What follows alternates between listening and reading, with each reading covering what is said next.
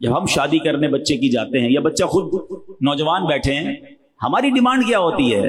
لڑکی کیسی ہو؟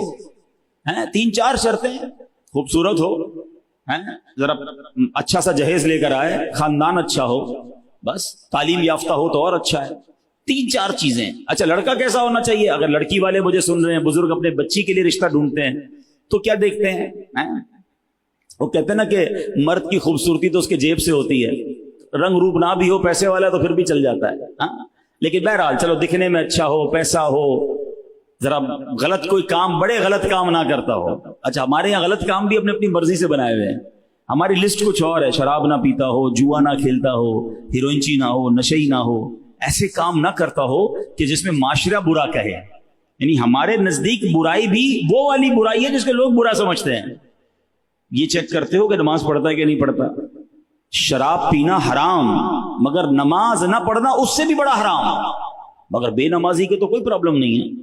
پیسے کتنے کماتا ہے یہ ضرور چیک کرتے ہیں، کدھر سے کماتا ہے یہ چیک کرتے ہیں۔ حرام کمانے والے کو اپنی بیٹی دینا چاہ رہے ہو، اور اگر خدا نہ خواستہ سود کا کام کر رہا ہے، سود کھانے والے کو تو اللہ سے جنگ کرنے والا کہا گیا، اللہ اس سے اعلان جنگ فرماتا ہے۔ تم اپنی بیٹی کا رشتہ اس کے ساتھ کر رہے ہو جو رب سے جنگ کر رہا ہے، بچے گا، بربادی ہونا ہے۔ اچھا پیسے حرام کے ہیں، آپ کی بچی کو بھی حرام کھلائے گا، آنے والی نسلوں کو بھی حرام کھلائے گا، بٹ nobody care۔ کون خیال کرتا ہے اس چیز کا؟ اللہ اکبر۔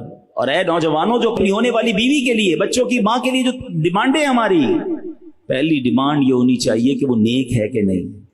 یاد رکھو عورت، ماں جو ہے نا وہ سب سے پہلی درس گاہ ہے بچے کی۔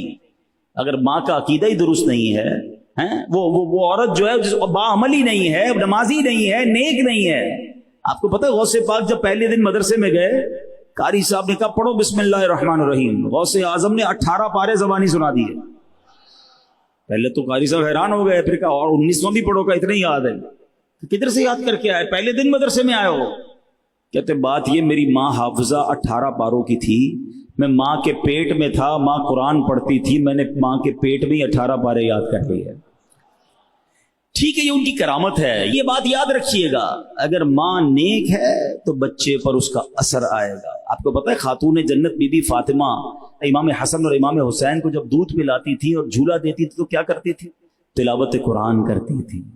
اب بتاؤ نا کیسی اولاد ملی؟ تو سب سے پہلا یہ فارمولا اگر آج سمجھ آ جائے نا، یقین کریں ہے بڑی گہری لائن، آج اس لائن کو یاد کر لو۔ اپنی بچی کے لیے رشتہ ڈھونڈنا ہو یا اپنے بیٹے کے لیے رشتہ ڈھونڈنا ہو، یا خود لڑکا سوچ رہا ہے کہ میں نے کہاں شادی کرنی ہے، یا میری بہن اگر کوئی سوچ رہی ہے، شادی اس سے کرنا جو اللہ کو راضی کرنے والی زندگی گزار رہا ہو۔ جو رب کو راضی کرے گا اللہ اس کو بھی راضی کر دے گا۔ اس سے شادی مت کرنا، یا ادھر رشتہ مت کرنا جو اللہ کو ناراض کر رہا ہے، کیونکہ اگر رب ناراض ہے نا تو لائف برباد ہو جانی ہے۔ ایک لائن میں نے آپ کو سب بتا دیا۔ اب رب کو راضی نمازی کرتا ہے، بے نمازی نہیں کرتا۔ رب کو راضی حلال کمانے والا کرتا ہے، حرام کمانے والا نہیں کرتا۔ رب کو راضی پردہ کرنے والی خاتون کرتی ہے، بے پردہ نہیں کرتی۔ ارے جس کا عقیدہ ہی صحابہ اہل بیت یا اولیاء کرام کے بارے میں درست نہیں، وہ شادی کیوں کرنی ہے؟ ہمیں سب سے پہلے یہ دیکھنا ہے اس کا ایمان کیا ہے، اس کا عقیدہ کیا، اس کے اعمال کیا۔ پیسہ تو آنی جانی شے ہے، آپ نے نہیں دیکھا کئی واقعات ایسے ہوتے، مالدار گھر میں بچی دیتے، تھوڑے دنوں بعد وہ کنگال ہو جاتا ہے، ہوتا ہے، کاروبار تباہ ہو گیا۔